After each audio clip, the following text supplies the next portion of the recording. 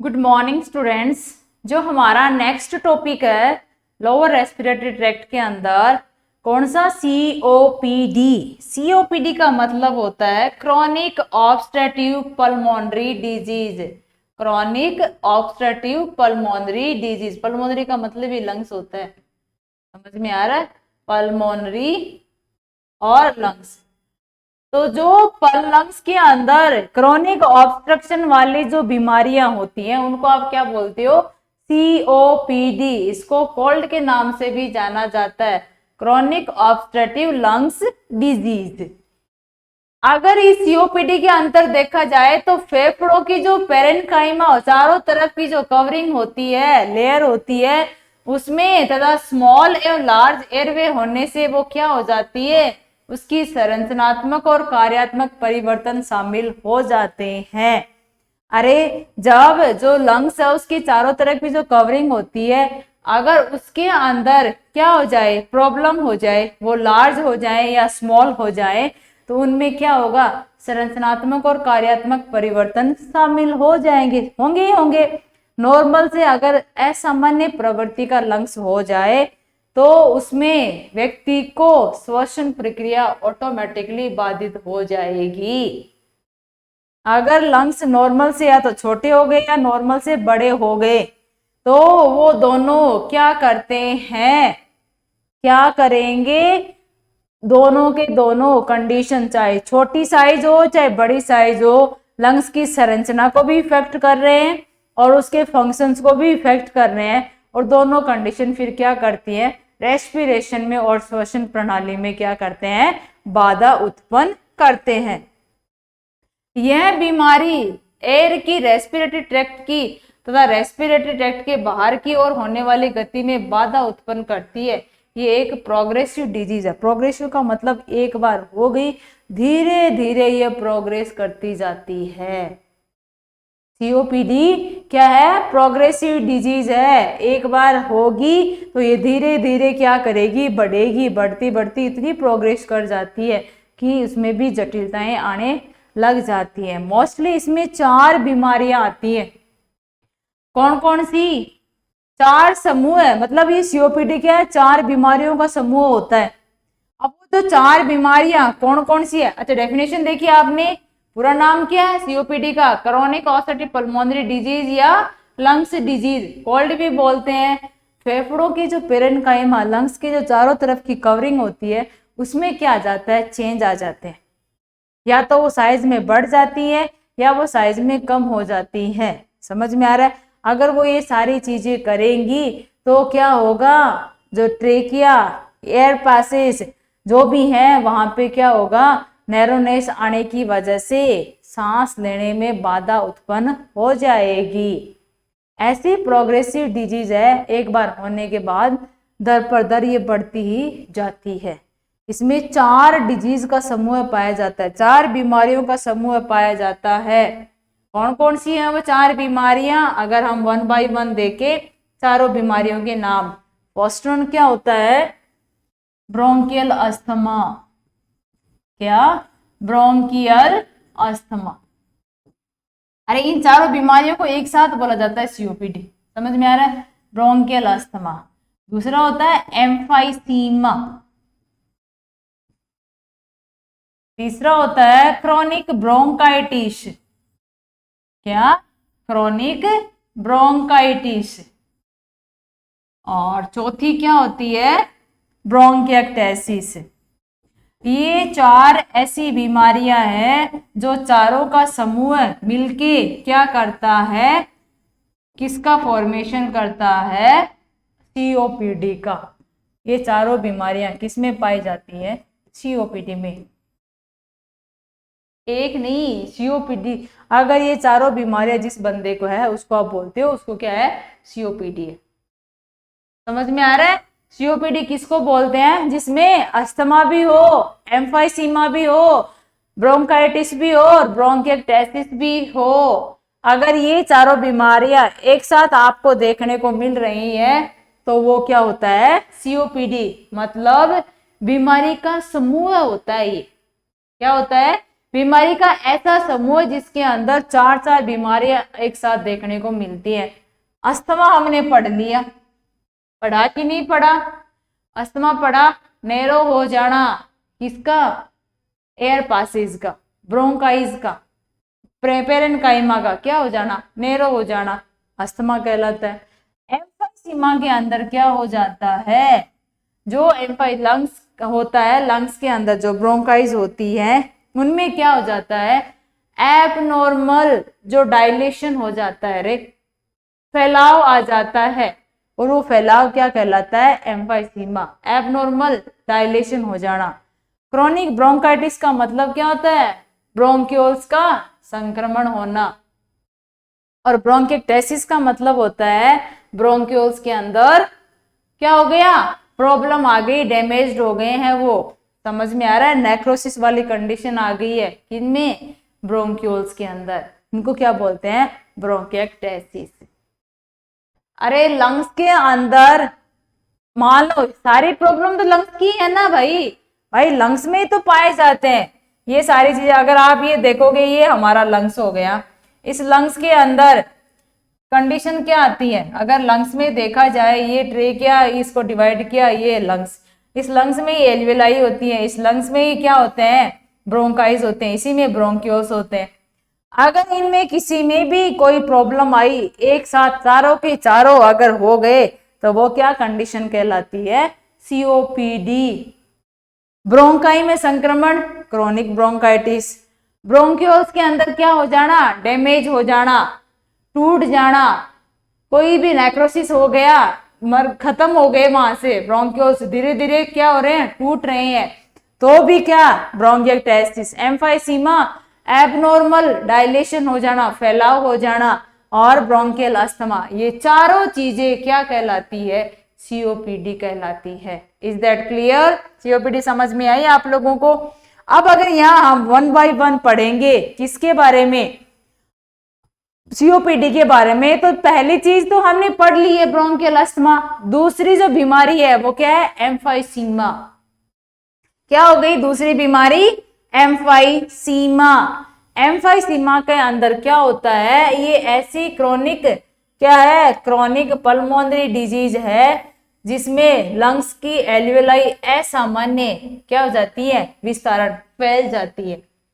जो एल्वेलाई क्या होती है भाई? अगर यहाँ पे लंग्स को देखा जाए तो ये लंग्स में ये एल्वेलाइज थी, पर ये एल्वेलाई अब सामान्य की बजाय असामान्य हो गई है। ये देखो इतनी इतनी फैल गई ये एल्वेलाई। समझ में आ रहा है? अगर ये जितनी ज्यादा फैलेंगी, सांस लेने में उतनी प्रॉब्लम आएगी। क्यों? क्योंकि बाकी एल्वेलाइज को, ब्रोंकाइज को, ब्रोंक्यूल्स को क्या कर रहे हैं भाई? अगर ये ज्यादा फैलेंगे तो क्या करेगा? पड़ोसी की भी तो जगह घेरेगा ना ये। अगर वो वहां पे घेरेगा तो वो तो बेचारे पिचके रह गए, फैलता जा रहा है। समझ में आ रही है? तो भी प्रॉब्लम। तो अगर असामान्य विस्तारण या डायलेशन डिस्टेंशन हो जाए, किनका? एल्वेलाइज का, जो गैस का आदान प्रदान करने वाला रास्ता है, अगर वे है एल्वेलाई, तो ये क्या करती है? क्योंकि एल्वेलाई को क्या बोला जाता है? संरचनात्मक और क्रियात्मक, संरचनात्मक क्रियात्मक इकाई। समझ में आ रहा है? क्रियात्मक इकाई किसकी? लंग्स की। किसको बोलते हैं? एल्वेलाई की। समझ में आ रहा है? संरचनात्मक और क्रियात्मक इकाई जो की जिसको बोलते हैं एल्वेलाई को, अगर उसका असामान्य विस्तारण या फैलाव होने लग जाए, और ये फैलाव धीरे धीरे ऐसा बढ़ेगा कि लास्ट में जाके वहां पे क्या कर देता है? लंग्स की वॉल को क्या करेगा? रप्चर कर देगा, तोड़ देगा। समझ में आ रहा है? ये क्या हो जाएगी? लंग्स की जो वॉल होती है वो वॉल वहां से क्या हो जाती है? क्योंकि जितना ज्यादा फैलेगा, एक टाइम पे ऐसा होगा कि लंग्स की वॉल क्या हो जाएंगी? क्षतिग्रस्त हो जाएंगी। समझ में आ रहा है? क्या हो जाएंगी? वॉल्स क्षतिग्रस्त हो जाएंगी। और अगर ये क्षतिग्रस्त हो गई तो भी श्वसन नाल में प्रॉब्लम होगी, सांस लेने में बाधा उत्पन्न होगी। Is that clear? एम्फाइसीमा क्या है? ऐसी बीमारी है पल्मोनरी की, लंग्स की, जिसमें लंग्स की जो एल्वियोलाई होती है, संरचनात्मक और जो क्रियात्मक इकाई है, उसमें फैलाव होना स्टार्ट हो गया और एक टाइम ऐसा आ गया फैलाव होता होता क्या कर देगा, लंग्स की वॉल को क्या कर देगा, डैमेज कर देगा, क्षतिग्रस्त कर देगा। और अगर ये क्षतिग्रस्त हो गई तो भी क्या होगा, श्वसन में प्रॉब्लम आएगी, सांस लेने में दिक्कत आएगी, बाधा उत्पन्न हो जाएगी। Is that clear? इसको क्या बोलते हैं, एम्फाइसीमा। सीओपीडी में 4 थी, अस्थमा वो हमने पढ़ लिया प्रीवियस क्लास में, दूसरी है एम्फाइसीमा। तीसरी की अगर हम बात करेंगे किसकी, क्रॉनिक ब्रोंकाइटिस की। समझ में आया? किसकी बात करेंगे, क्रॉनिक ब्रोंकाइटिस की। ये भी क्या है, एक क्रॉनिक इन्फ्लामेटरी कंडीशन है। अरे क्रॉनिक इन्फ्लामेटरी कंडीशन ही क्या कहलाती है, क्रॉनिक ब्रोंकाइटिस। किसका, ब्रोंकाई का। ब्रोंकाई का दीर्घकालीन इन्फ्लामेशन क्या कहलाता है, क्रॉनिक ब्रोंकाइटिस। इसमें हम बहुत तरीके के क्या परिवर्तन देख सकते हैं, किसमें, ब्रोंकाइटिस में। कैसे, म्यूकस क्या करेगा, एक्सेसिव अमाउंट में प्रोड्यूस होगा। अरे म्यूकस ज्यादा बनेगा तो स्पूटम बड़े बड़े, इतने बड़े बड़े गोले से बनाएगा स्पूटम के। समझ में आ रहा है?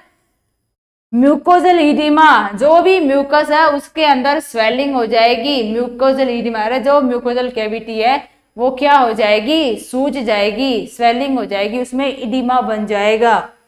जो एयरवे होती है उसकी जो भित्ति होती है वो भी क्या हो जाएगी, डैमेज हो जाएगी। अरे जो वॉल होती है ना, वॉल, अभी तो बताया लंग्स की वॉल, वो क्या हो जाएंगी, डैमेज या क्षतिग्रस्त हो जाएंगी।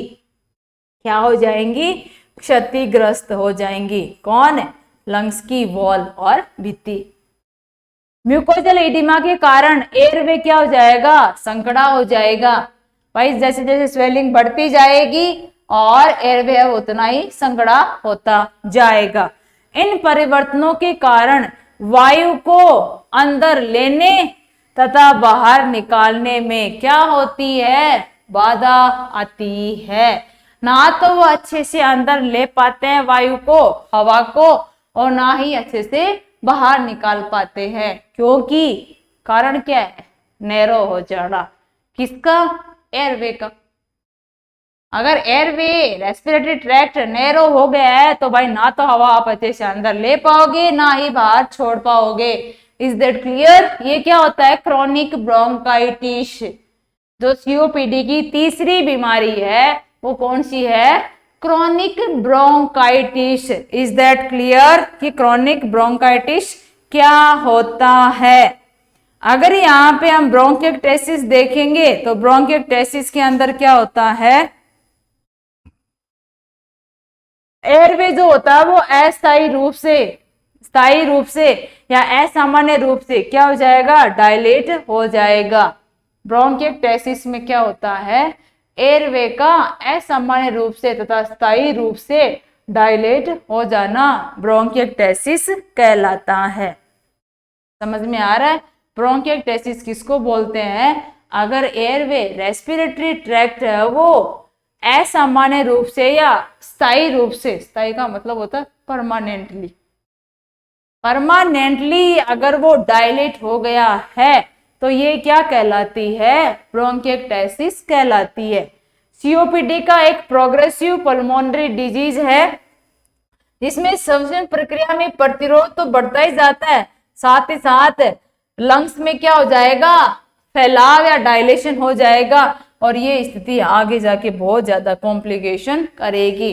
अरे लंग्स में बार बार फैलाव होगा, डायलेट होता जाएगा, डिस्टेंशन होता जाएगा तो क्या प्रॉब्लम आ जाती है, बहुत ही कॉम्प्लिकेटेड प्रॉब्लम वहां पे आना स्टार्ट हो जाते हैं। और ये सारे किसके अंदर इंक्लूड होते हैं, ब्रोंकिएक्टेसिस के अंदर।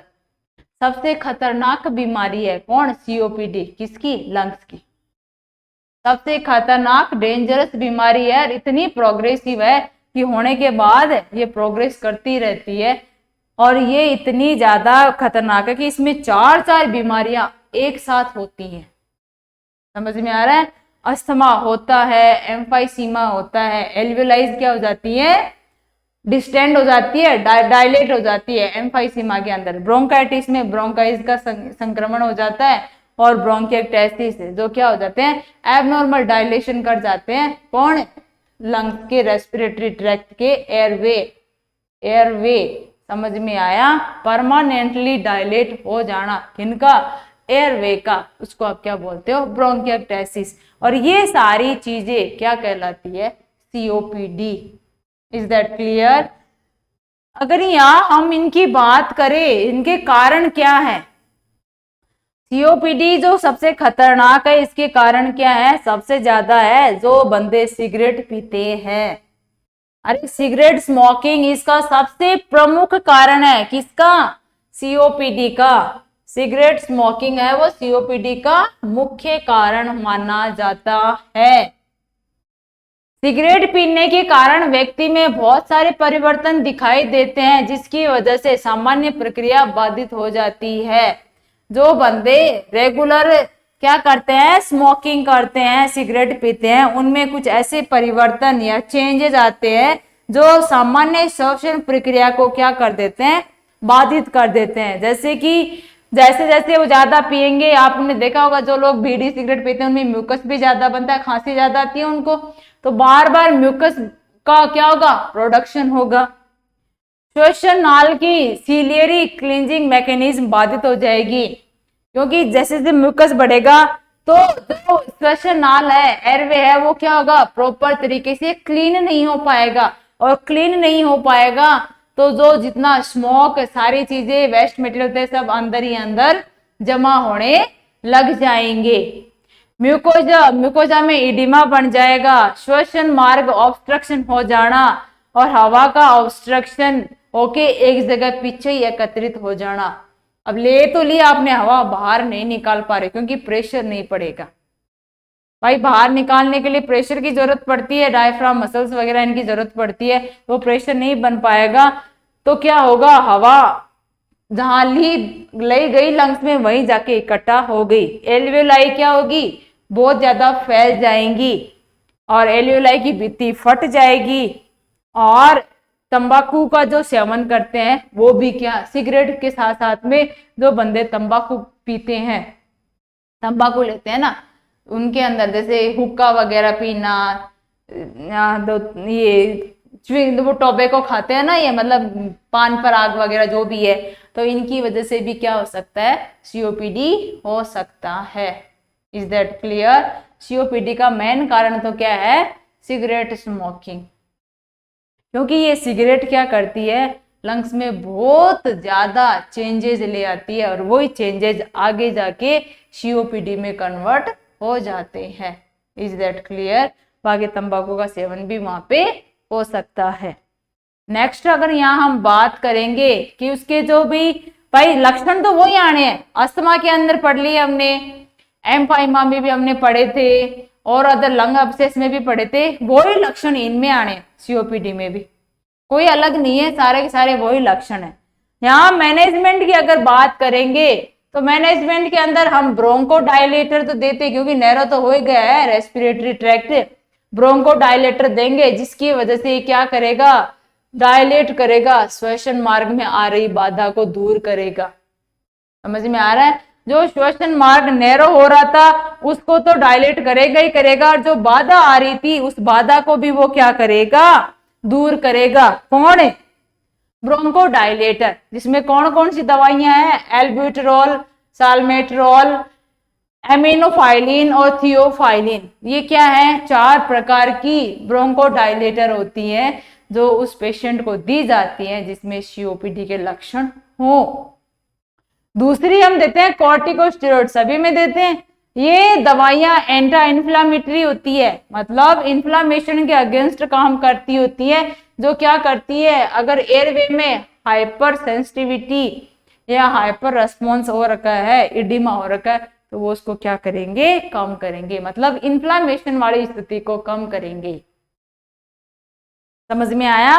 कॉर्टिकोस्टेरॉइड जो हम देंगे वो क्या करते हैं? इन्फ्लामेशन को कम करने का काम करते हैं, जिसमें बेक्लोमिथाजोन, मिथाइल प्रेडनिसोलोन और प्रेडनिसोलोन, ये ऐसी दवाइयां हैं जो किसके एग्जाम्पल है?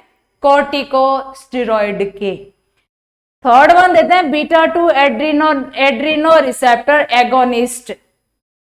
बीटा 2 एड्रीनो रिसेप्टर एगोनिस्ट, ये दवाइयां ब्रोंकियल मांसपेशियों को रिलैक्स करने का काम करती हैं।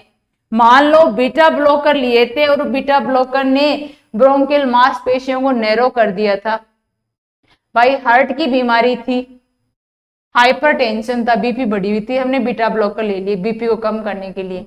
अब वो जो दवाई ली थी ना, उस दवाई ने क्या कर दिया, ब्रोंकियल मसल्स है उनको क्या कर दिया, नैरो कर दिया था, कंस्ट्रिक्ट कर दिया था, संकड़ा कर दिया था। तो उनके अगेंस्ट काम करने वाली दवाई लेंगे हम लोग बीटा 2 एड्रीनो रिसेप्टर एगोनिस्ट। वो दवाई लेंगे जो नैरो ब्रोंकियल मसल्स थी वो उनको रिलैक्स करेंगी। समझ में आ रहा है? जो कंस्ट्रिक्टेड ब्रोंकियल मसल्स थी, संकड़ी ब्रोंकियल मसल्स थी, उनको क्या करेंगे, संकुचन जिनमें हो रखा था ब्रोंकियल मसल्स में, वो उनको रिलैक्स करेंगी। समझ में आ रहा है? इसके उदाहरण है साल्ब्यूटामोल और साल्ब्यूटामोल को प्राय हम लोग किसके द्वारा देते हैं, नेबुलाइजेशन के द्वारा दिया जाता है। समझ में आ रहा है? जब ये नेबुलाइजेशन के द्वारा आपके लंग्स में, ट्रेकिया में जाएगी, तो जो आपकी मसल्स जिनमें संकुचन हो रखा था, अब उनमें क्या हो जाएगा, निंकुचन, जिसको बोलते हैं रिलैक्स हो जाएंगे वो अब, और आराम से सांस आप ले पाओगे। Is that clear? ये क्या हो गया, इसका मैनेजमेंट। समझ में आया क्या हुआ इसका मैनेजमेंट? किसका? सीओपीडी का, या चारों बीमारियों का मान लो, अस्थमा का, एम्फाइसीमा का, ब्रोंकाइटिस का और ब्रोंकिएक्टेसिस का। अगर यहाँ नेक्स्ट हम बात करेंगे किसकी, एंटीबायोटिक्स की। ये चार दवाएं तो दे दी, नेक्स्ट हम उसको एंटीबायोटिक्स देंगे। यदि श्वसन मार्ग में इंफेक्शन हो गया हो तो हम एंटीबायोटिक देते हैं, अमोक्सिसिलिन, इरिथ्रोमाइसिन, एजिथ्रोमाइसिन। ये हम क्या करते हैं, उसको एंटीबायोटिक देते हैं। किसको? सीओपीडी वाले पेशेंट को, जिसमें एयरवे में क्या हो, संक्रमण हो गया हो, इन्फेक्शन हो गया हो। रोगी को धूम्रपान नहीं करने की सलाह देते हैं। भाई उसको कहते हैं कि तुझे सिगरेट स्मोकिंग बिल्कुल ही नहीं करनी है, बंद कर दे। अगर जीना चाहता है तो no smoking, no tobacco. Is that clear? रोगी को कहा जाता है अगर एलर्जन की वजह से प्रॉब्लम आ रही है तो भाई आप एलर्जन से दूर रहो प्लीज। प्रॉब्लम आपको बार बार हो रही है तो आप क्यों खतरे में आ रहे हो, बेटर है ना आप उस एलर्जन से दूर हो जाओ। रोगी को प्रतिदिन 2-3 लीटर तरल लेने की सलाह देते हैं। समझ में आ रहा है? भाई जितना पानी पी रहा है उसको कहते हैं कि 2-3 लीटर एक्स्ट्रा पानी पीने की कोशिश कर, जिससे क्या होता है, ये प्रॉब्लम जो कफ वगैरह ये सारी चीजें आ रही है, खांसी ले रहे हो, बार बार स्पुटम निकल रहा है, तो आपकी बॉडी से फ्लूइड तो बाहर जा ही रहा है, पसीने के रूप में जा रहा है, क्योंकि बार बार खांसी लेते हो तो पसीना भी ज्यादा आता है। तो ये क्या करता है, जब ये पानी पियोगे तो आपकी बॉडी का बैलेंस बना हुआ रहेगा। Is that clear? सारी चीजें हमने कौन कौन सी मैनेजमेंट उसको दे दिया। पहला आपने कॉर्टिकोस्टेरॉइड दे दिए, ब्रोंकोडायलेटर दे दिए। समझ में आ रहा है? ब्रोंकोडायलेटर आपने दे दिया, आपने कॉर्टिकोस्टेरॉइड उसको पकड़ा दे दी मतलब साल्ब्यूटामोल वगैरह उसको वहां पे दे दिए गए नेबुलाइजेशन से। एंटीबायोटिक उसको दे रहे हो, उसको नर्सिंग एडवाइस भी कर रहे हो कि आपको तंबाकू बिल्कुल भी, ये नहीं कभी कभी नहीं, बिल्कुल ही नहीं पीना है। रोगी को उस एलर्जन से दूर रहने की सलाह देते हैं और उसको प्रतिदिन 2-3 लीटर पानी पीने की क्या की जाती है, एडवाइस की जाती है, ताकि क्या हो, वहां पे उस पेशेंट को प्रॉब्लम ना हो। समझ में आ रहा है? अब अगर इसके बाद में हम नेक्स्ट टॉपिक पढ़ेंगे क्या, न्यूमोनिया। क्या पढ़ेंगे? न्यूमोनिया। ये तो नाम सुना ही है ना, बच्चों के अंदर हो ही जाता है, छोटे बच्चों के अंदर, बड़ों में भी हो जाता है पर छोटे बच्चों में ज्यादा देखने को मिलता है। क्या? न्यूमोनिया। अगर यहाँ न्यूमोनिया के बारे में डेफिनेशन देखें तो ये फेफड़ों की पेरेन्काइमा, जो उसकी चारों तरफ की कवरिंग होती, कैप्सूल होता है, उसका संक्रमण है। ये बैक्टीरिया, ये वायरस, ये फंगस किसी के द्वारा भी हो सकता है और अन्य भाग से आए हुए फॉरेन सब्सटेंस के एस्पिरेशन से भी हो सकता है। अरे लंग्स के चारों तरफ की कवरिंग का इन्फेक्शन और संक्रमण क्या कहलाता है? निमोनिया। ये बैक्टीरिया से, वायरस से, फंगस से या बाहर से आए हुए कोई अदर आपकी बॉडी का कोई और भी सब्सटेंस अगर लंग्स में प्रवेश कर गया है उसकी वजह से भी निमोनिया हो सकता है। ये निमोनिया के कितने प्रकार होते हैं? 4 प्रकार होते हैं। वैसे समुदाय में प्राप्त होने वाला मतलब कम्युनिटी एक्वायर्ड न्यूमोनिया, दूसरा हॉस्पिटल एक्वायर्ड न्यूमोनिया, तीसरा हेल्थ केयर एसोसिएटेड न्यूमोनिया और last one ventilator associated pneumonia.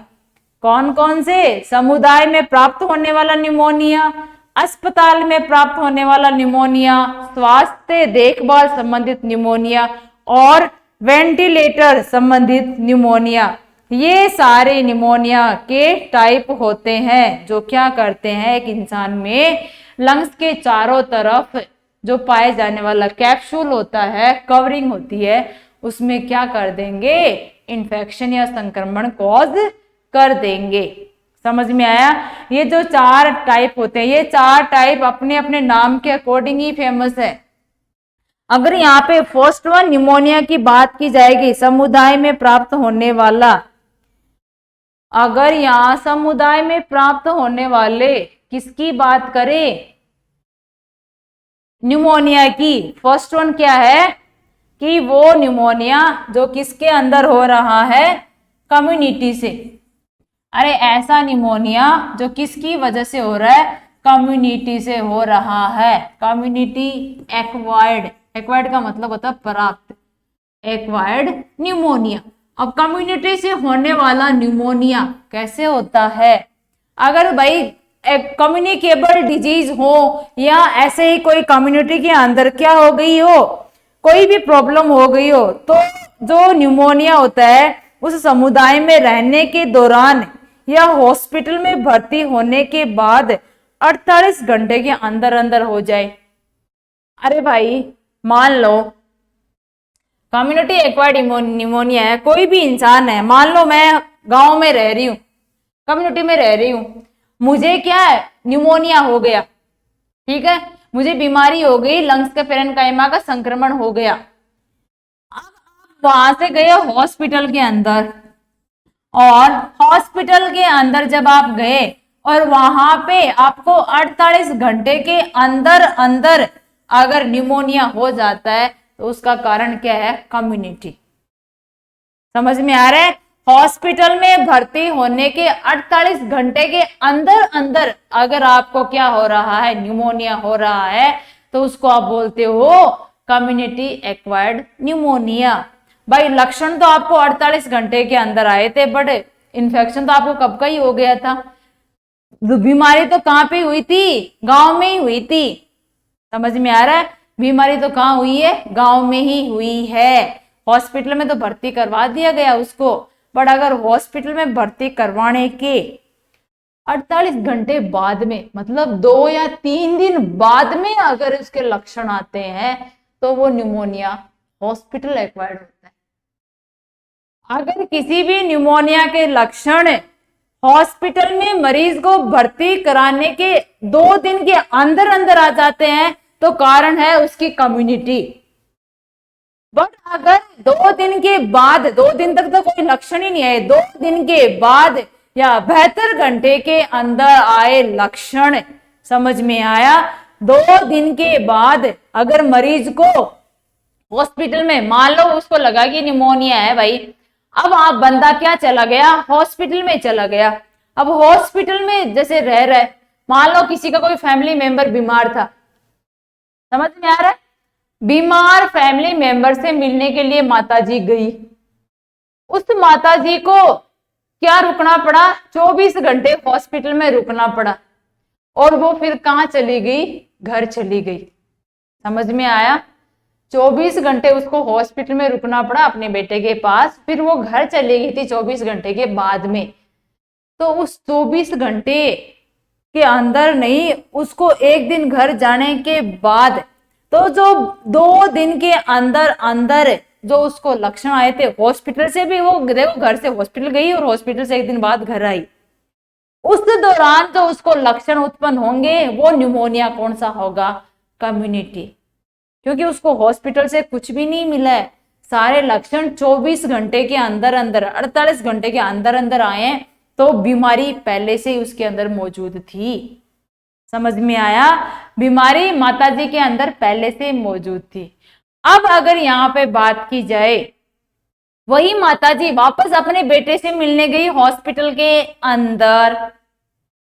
समझ में आया? वही माताजी हॉस्पिटल में अपने बेटे से मिलने गई और वहां पे 2 दिन निकाल दिए, कोई लक्षण नहीं आए। समझ में आ रहा है? 2 दिन निकल गए, कोई लक्षण नहीं है, सिम्टम नहीं है, तब आप इतना अंदाजा तो लगा सकते हो कि भाई उसकी कम्युनिटी से उसको निमोनिया नहीं हुआ है। अब अगर 2 दिन बाद तीसरे दिन जैसे ही वो घर गई या घर ना भी गई हो, घर गई या घर ना भी गई हो, चाहे तो वो हॉस्पिटल में स्टे कर रही है चाहे घर जा रही है, अगर तीसरे दिन उसको वो लक्षण आते हैं तो वो कंडीशन क्या कहलाती है? Hospital acquired pneumonia. हॉस्पिटल जिसका कारण बने वो हॉस्पिटल एक्वायर्ड न्यूमोनिया, और कम्युनिटी जिसका कारण बने वो कम्युनिटी एक्वायर्ड न्यूमोनिया। आपको पता करना है कैसे, तो कम्युनिटी रेस्पॉन्सिबल है, और कैसे आपको पता लगेगा कि हॉस्पिटल की वजह से न्यूमोनिया हुआ है। समझ में आया? दोनों का टाइम ड्यूरेशन ध्यान रखना है। अगर 2 दिन के अंदर अंदर लक्षण आ गए तो कम्युनिटी रेस्पॉन्सिबल थी, और अगर 2 दिन के बाद चाहे 48 का जैसे 50वें घंटे पे ही उसको लक्षण आ गए, 48 घंटे के 2 दिन होता है, अगर 50वें घंटे पे ही उस महिला को या किसी भी को अगर वो लक्षण आ गए, तो वहां पे कम्युनिटी की वजह से, समुदाय की वजह से नहीं, अस्पताल की वजह से उसको निमोनिया हुआ है। समझ में आया? हॉस्पिटल और कम्युनिटी एक्वायर्ड न्यूमोनिया। कम्युनिटी में क्या होता है? 48 घंटे के अंदर अंदर क्या आ रहे हैं? लक्षण आ रहे हैं, चाहे वो हॉस्पिटल में एडमिट ही क्यों ना हुई हो, हॉस्पिटल में एडमिट ही क्यों ना हुई हो वो महिला या कोई भी पर्सन हॉस्पिटल में एडमिट हो गया हो, समझ में आया? या एडमिट भी ना हुआ हो, अगर वो 2 दिन तक हॉस्पिटल में रुका हुआ है और उस 2 दिन के दौरान ही उसको लक्षण आ गए तो कम्युनिटी। अब अगर हॉस्पिटल एक्वायर्ड की बात की जाए, किसकी? हॉस्पिटल एक्वायर्ड न्यूमोनिया की। अब हॉस्पिटल एक्वायर्ड न्यूमोनिया में क्या आता है? 48 घंटे के बाद, 48 घंटे के बाद जो लक्षण आएंगे वो क्या होगा? Hospital acquired pneumonia. जो 48 घंटे के बाद न्यूमोनिया होगा उसको आप क्या बोलते हो? Hospital acquired pneumonia. और अगर 48 घंटे के अंदर अंदर हो गया हो, चाहे वो हॉस्पिटल में क्यों ना आया हो, बट अगर 48 घंटे के अंदर अंदर है तो कम्युनिटी की वजह से उसको निमोनिया हुआ था। समझ में आया? और यहाँ हॉस्पिटल में आया, घर चला गया, 2 दिन तक कोई लक्षण ना तो पहले थे ना 2 दिन के अंदर आए, तीसरे दिन घर गया, दूसरे दिन चला गया था या पहले दिन ही चला गया हो, समझ में आ रहा है? और 3 दिन, तीसरे दिन अगर उसको लक्षण आ गए हॉस्पिटल से जाने के बाद, तीसरे दिन अगर उसको जो लक्षण आ रहे हैं उनको आप क्या बोलते हो? Pneumonia hospital acquired. Is that clear? Hospital acquired और कम्युनिटी एक्वायर्ड न्यूमोनिया कौन कौन सा होता है? नेक्स्ट वन क्या होता है? Health care associated pneumonia. Health care associated pneumonia. कौन सा pneumonia? Health care associated pneumonia. अब हेल्थ केयर एसोसिएटेड का मतलब क्या होता है? जब हॉस्पिटल में हम लोग कोई प्रोसीजर करते हैं, समझ में आया? हॉस्पिटल में अगर हम कोई प्रोसीजर करते हैं और उस प्रोसीजर के दौरान किसी को निमोनिया हो जाए कब? प्रोसीजर के दौरान, प्रोसीजर के